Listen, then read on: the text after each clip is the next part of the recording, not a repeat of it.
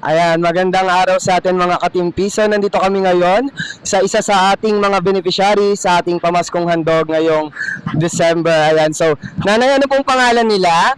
Ruby Ganuhay. Ayan, si Nanay Ruby. So si Nanay Ruby po ay isang senior, tama po? Ay, May anak 7 lang po. may anak siyang PWD, ayon. So si Nanay may anak na PWD. So ilang taon na po yung anak niyo na PWD? Apo.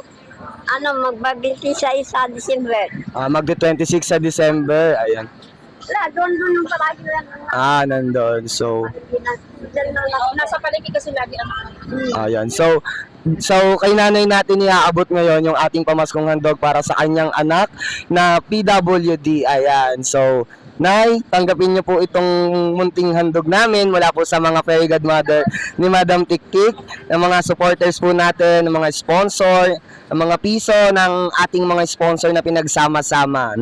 Sa tingin natin yung piso maliit, pero pag pinagsama-sama po, ayan po yung naging kinalabasan. So, ayan. Anong masasabi po natin ay sa mga sponsor po natin? Salamat po. Ayan, maraming salamat daw po sa inyong lahat mga sponsor. Sana po wag kayong magsawa na tumulong at gumabay sa amin upang maihatid namin tong mga gantong uri ng gawain. So, Nay, maraming salamat po and advance Merry Christmas po.